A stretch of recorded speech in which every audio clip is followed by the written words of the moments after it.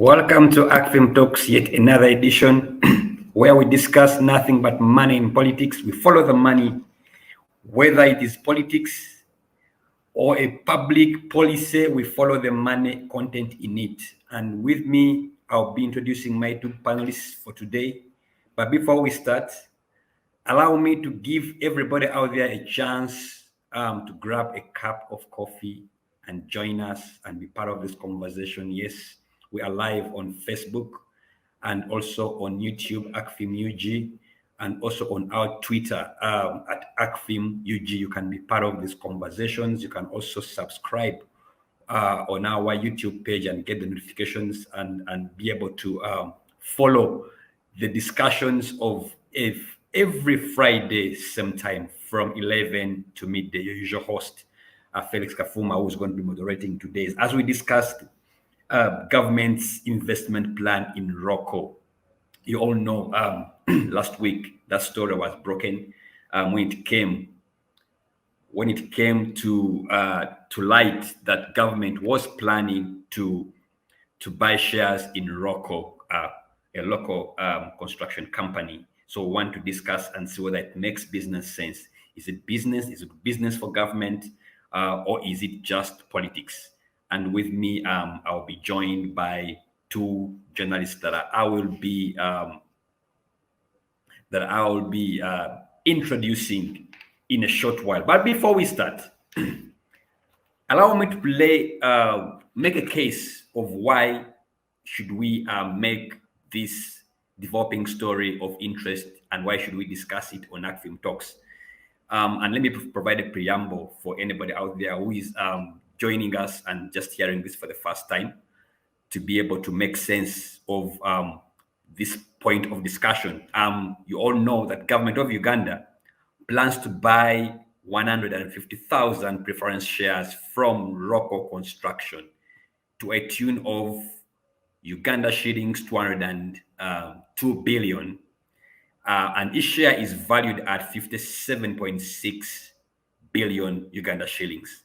So this revelation has since sparked a debate across the population divide, questioning whether the move is good business or a ploy to defraud taxpayers, as already revealed by ROKO's managing director, Mark Kohler. The move to buy shares is backed by a presidential directive in 2019 to the Ministry of Finance after the company met with the president, then President Yoweri Museveni. Conversely, the Uganda Development Corporation, UDC, is advising government to conduct a thorough audit of ROKO's list of creditors. It is also understood that ROKO is indebted to various commercial banks, and this information is for now being kept confidential. The construction company is currently significantly indebted to a tune of 202.4 billion Uganda shillings as of 31st May, according to the reports.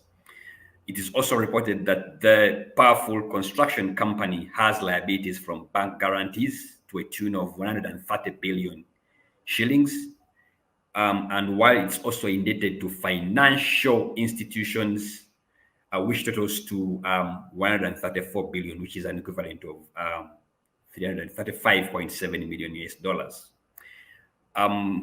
The state minister for finance, when he was defending government's interest to buy shares in ROKO, earlier in the week told Parliament that ROKO being cash strapped has affected various government projects, such as the new chambers of Parliament of Uganda, the Inspectorate of Government, the Uganda Cancer Institute, and the Ministry of Finance.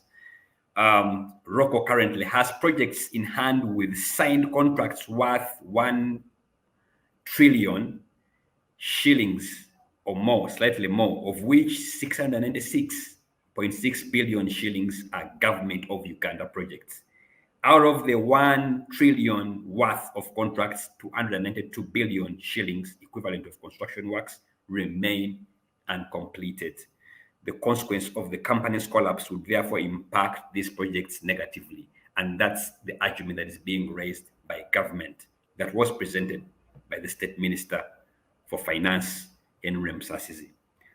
However, Precedents involving presidential directives to bail out private companies have tended to be shrouded in controversy with corruption headlines, such as the Luvowa Specialized Hospital that involves the Italian investor Pinetti. We also had the Basajabaraba bailout and many others. So we are putting this into spotlight, and today's edition of ACFIM Talks, we want to explore and navigate whether the government's decision to invest in ROKO is good business, is it business, or is it politics? With me, I'm joined by two journalists. Today is an all journalists cast. I have with me Idris Chugun. I hope you've sorted your connection. I have with Idris. It's good to have you after a long time. You're welcome to ACFIM Talks.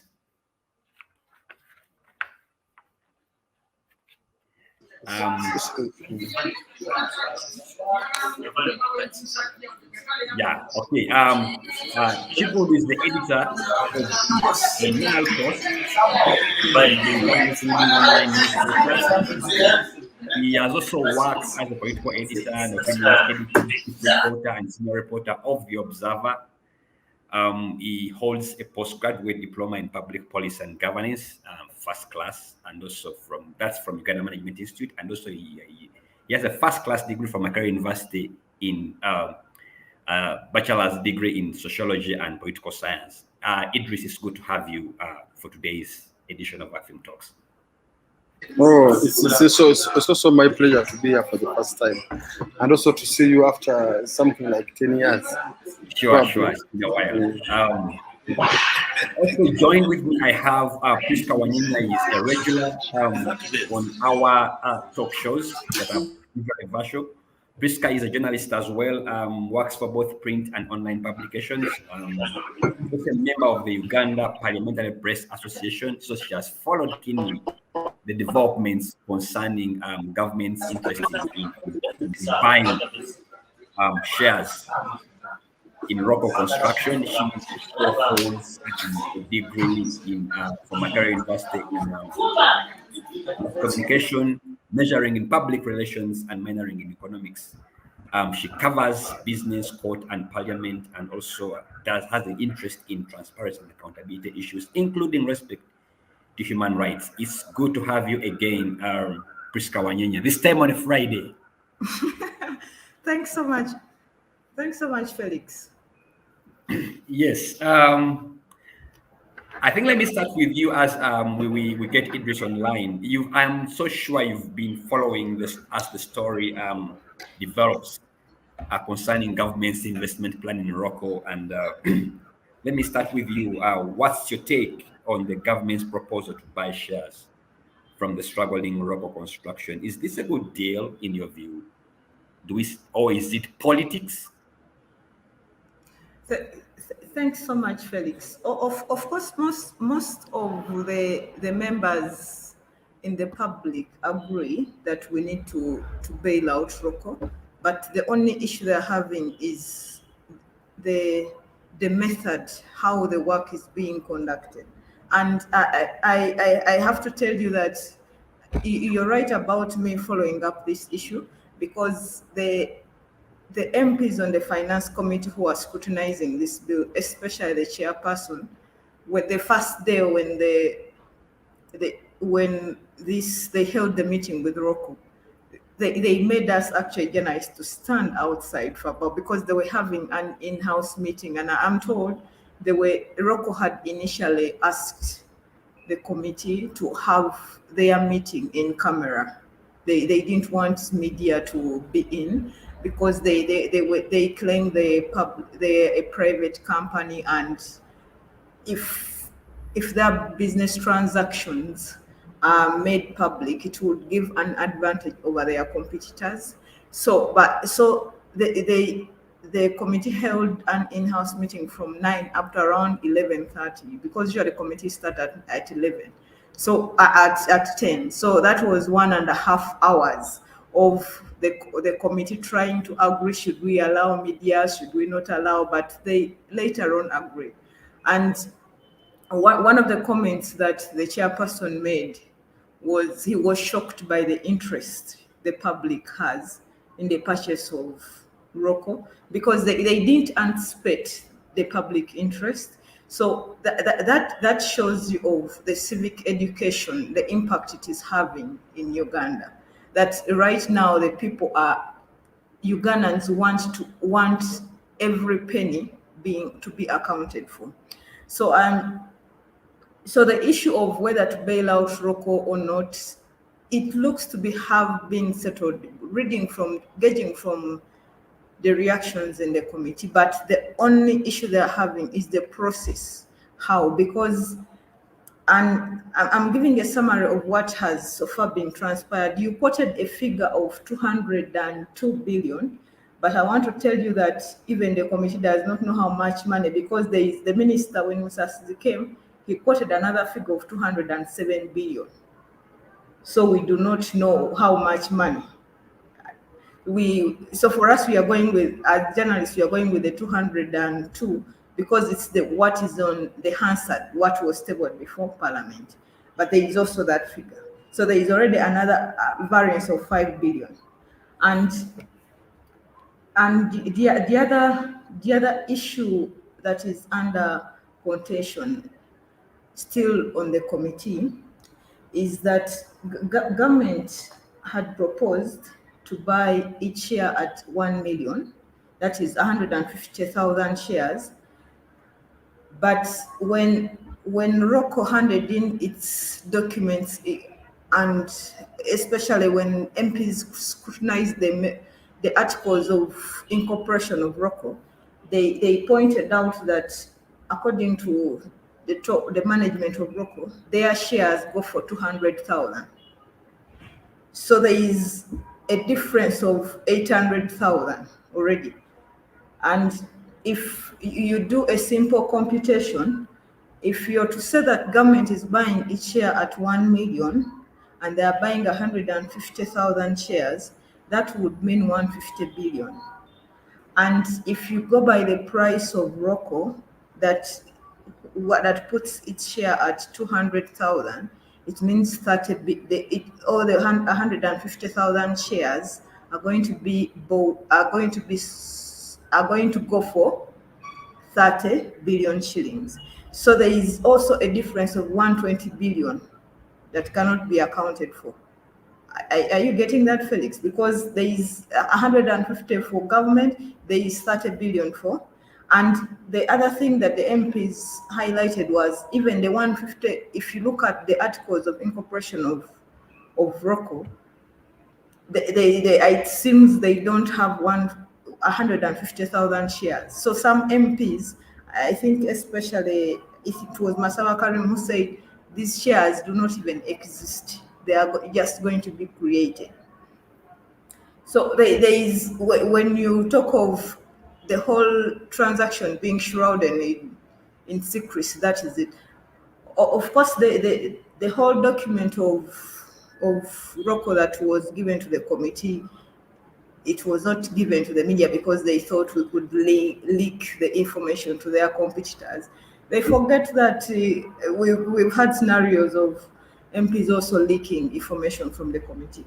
So we have the issue of the real money that is going to be, the government is going to inject in, then the price of shares. And as you talked that UDC had recommended for a due diligence to be carried out before. And yesterday when one of the MPs asked them why didn't you conduct a due diligence at the first time, in 2019 when Minister of Finance had asked you, they said they did a simple assessment and they realized that ROKO is highly indebted. So there was no need for them to conduct a due diligence. And the other reason was the Minister of Finance did not. So they did not release the money for them to conduct the due diligence, that the evaluation at that time. So, but this time around, they're saying before you commit the taxpayers' money to this transaction, you should conduct a due diligence. So when the MPs ask, can we give you 2 months? Can we recommend that you're given 2 months for you to conduct this due diligence? They say 2 months are not enough because you have to go to the procurement process to hire an audit firm. So that means, and you remember why I'm bringing the issue of the due diligence is I'm trying to compare, because when this motion was brought, the speaker gave the committee 1 week to report to Parliament, and already 1 week has elapsed. So we are in a committee where the UDC is saying 2 months are not enough for us to conduct a due diligence. You see that? So the committee has to choose between the 1 week time frame. Of course, they within the rules of procedure, you can ask for an extension, but when usually such motions, Parliament gives about 45 days. So when an indication is made of 1 week, it speaks to the urgency within which, and of course, within the corridors of Parliament, there are issues like the occupant of plot 1 has been calling MPs, I want that thing to pass. I want it to pass yesterday. Of course, there are unconfirmed reports, but it speaks to the urgency within which government wants this thing to pass. But when you interact with the MPs and interface with the witnesses, it shows you that this is work that the Ministry of Finance should have started on in 2019 when the President gave them the directive. So what is going to happen are they going to pass this resolution, this money, without a due diligence? Because a due diligence they want to look at the creditors of ROKO. You claim this roofings, blah, blah, blah, owes you this kind of money. But is it true? Do you have receipts to back up this claim?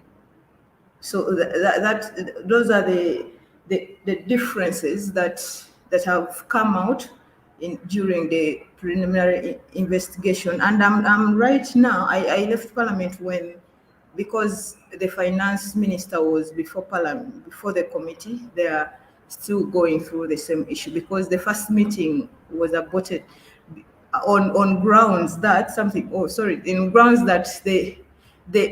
by the time the minister brought the motion, they had not gotten the resolution from ROKO the resolution of the board of directors. Of course, the resolution is done that tells you that ROKO has agreed for government to come and buy shares. But when you scrutinize the articles of incorporation of ROKO, you realize that some of the clauses bar ROKO to bring in private shareholders, especially government. So the resolution from the board is a key document that they would need to base on.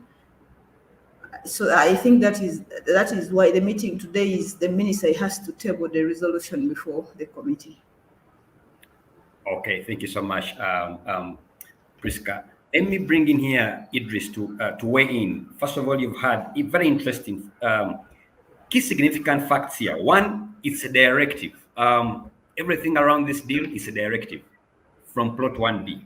Two, we are seeing variance in figures being floated, 207 billion versus 202. Three, we are also seeing a variance in terms of the value of the shares. We have a difference of about 30 billion. And we've been here before where usually public, such deals are hijacked by scrupulous people who want to gain from them. You're a public policy specialist, you're a reporter and investigator as well. What's your take? What do you read into this? Unmute, Idris, just unmute.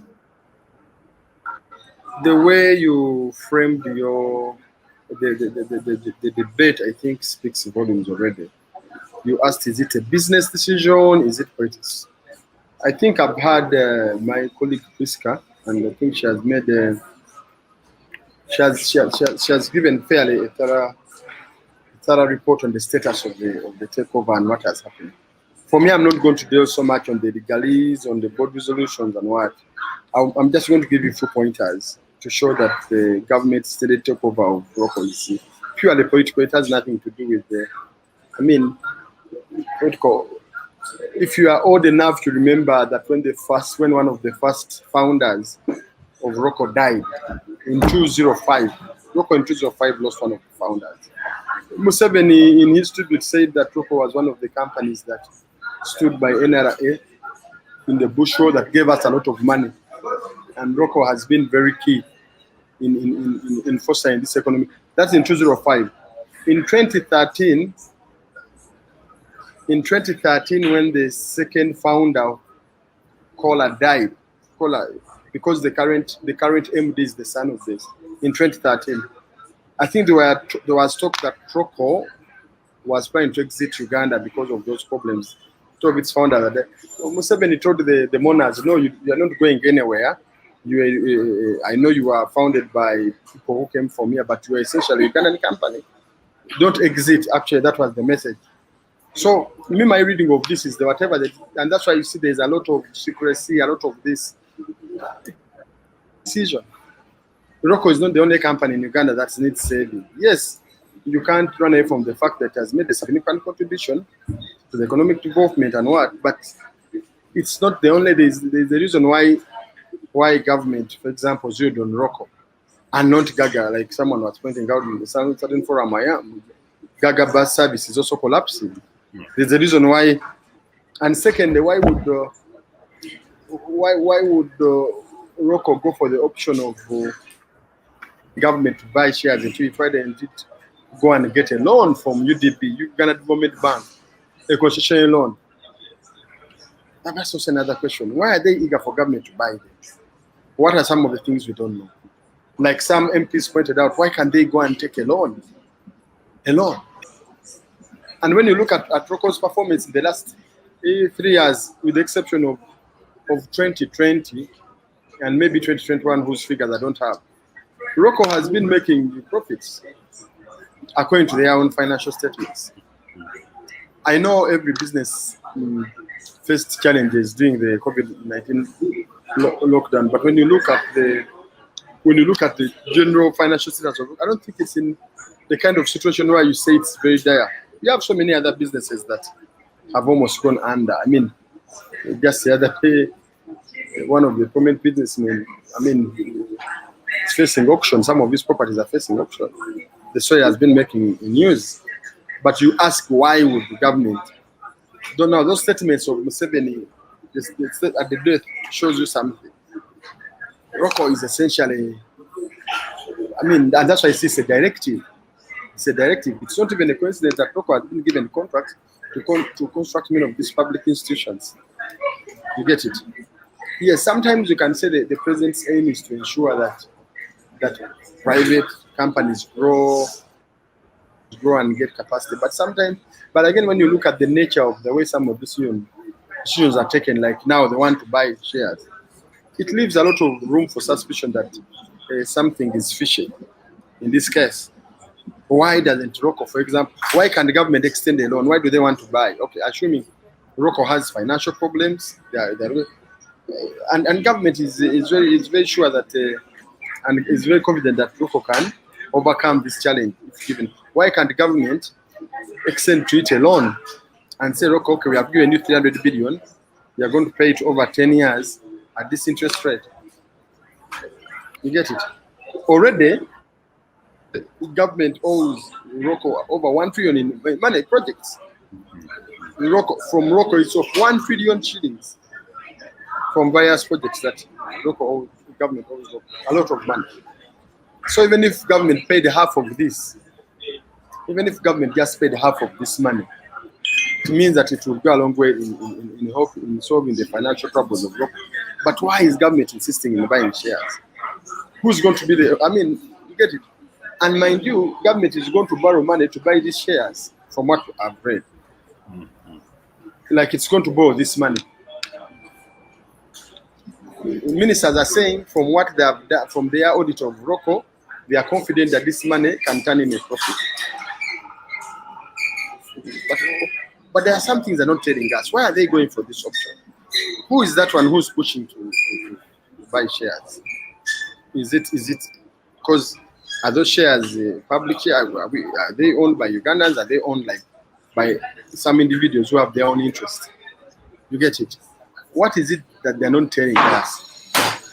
Because you can't blame the public from raising certain queries, given the manner. First of all, the manner in which the proposal came, yeah, the manner in which the minister, I think, was Henry Musas reviewed, and you get it. Clearly showed that the way in advanced talks, this is more or less like the coffee deal, where someone just comes to reveal that we are going to do this when actually they have concluded the discussions. Let me tell you, Vianney and the viewers and everyone, a decision to buy shares in ROKO can't be taken by a mere minister in this government. It only has to be taken by another person, whatever the case.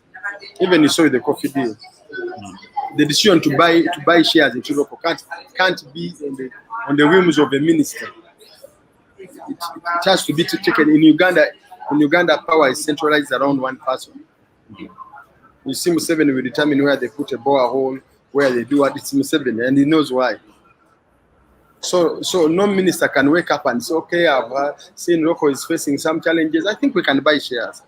It has to be taken by one person, and that person passes on the directive to the minister, says, please go and effect this. Just like the Pineti deal, and like the president Dade reviewed at the State of the Nation, that this lady even didn't want to invest in coffee. I'm the one who told her, you get it. When we saw the real Pineti. So in the ROKO case, that's the issue.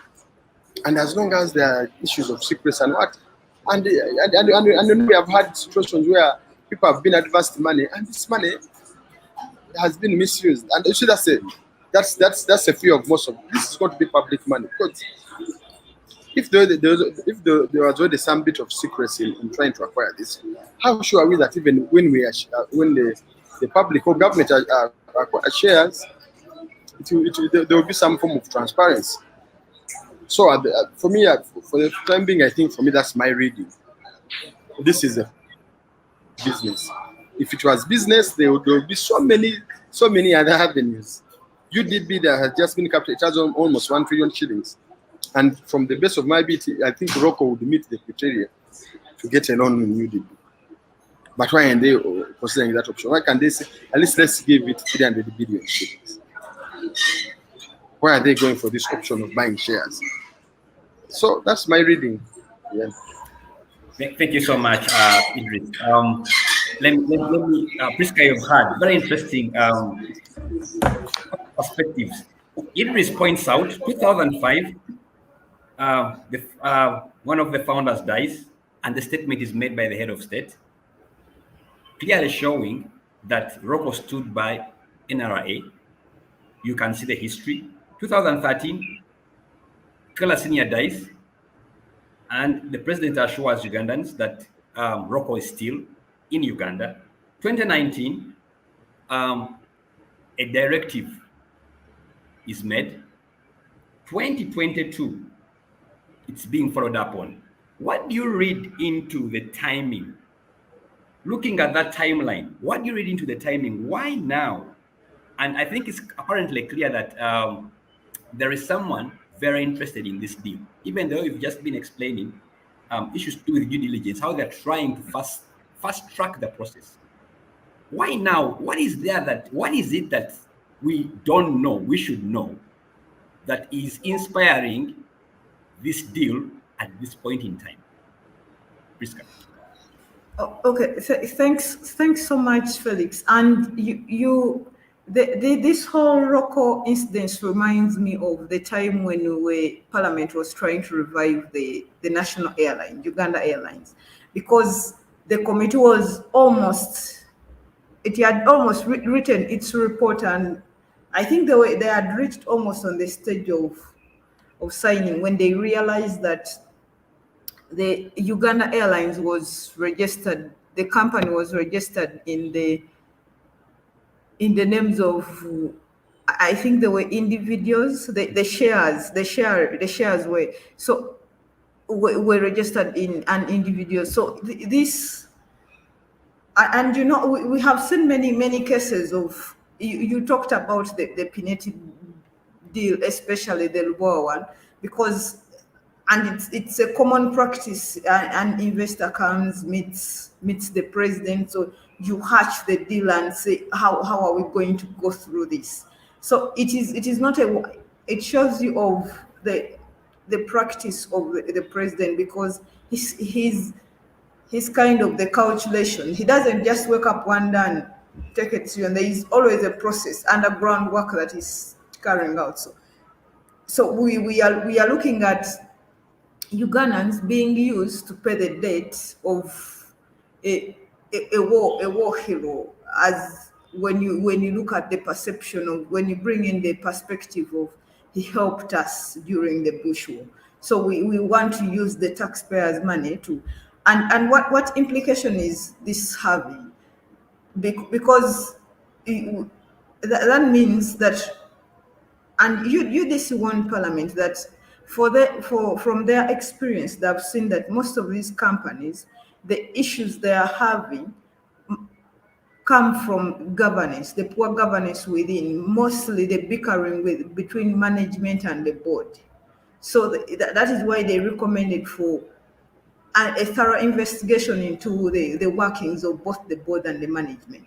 So we are looking at a company that has been spoon-fed from the initial start. That is why they are able to simply walk into State House and say we are having some challenges. Here we go, provide. Because when you look at all these contracts that ROKO has been having, and first of all, they say that they met the president in 2019, and when you looked, the current MD said he has been in the company for 16 years, and they have only made losses in 2012, again in also 2020.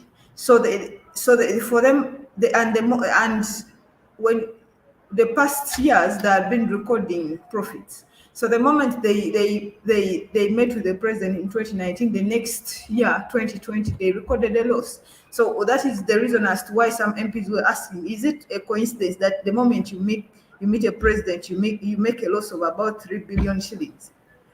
So it is reading to a scheme that has been hatched, and Parliament is now being used to formalize this scheme, in that, and to formalize this scheme so that the whole idea of the person who helped the government when they are in troubled times is being paid, rewarded for their efforts.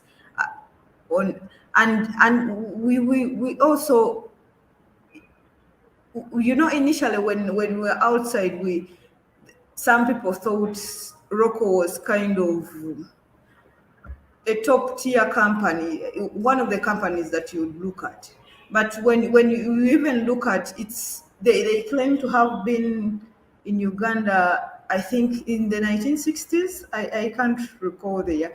But when you look at the certificates of their registration took place, I think, in 2010 or 2005. I need to check the records. So you ask yourself, how has ROKO been getting all these contracts when even its registration is into question? Because ROKO is not a small, they are built buildings like the Central Bank, NSSF, and all these documents are scrutinized by government entities before these contracts are given out. So I'm looking at government simply babysitting ROKO, and the company feels like they are entitled to this money from government because they hoped to bring you in power. So it is our time to also eat. And the problem is, yes, and the problem is we do not know the state of indebtedness of ROKO. We do not know what we are getting into, because we know that they have about 27 cases in the commercial bank, but we don't know the contingent liability of these 27 cases and the many others that are going to come up, because these are just the 27 cases that are from the major companies. But you might have these small SMEs, service providers like the cooks and everything. Those are going to come up. So to be honest, ROKO as coming up with this, they want to claim their share from the past services they render to the government. All right, thank you so much. We're going for a break, but when we return, we'll resume this conversation. And again, pay more attention to some of the things that raise queries in this process of government buying shares in ROKO. We take a break and resume after 5 minutes.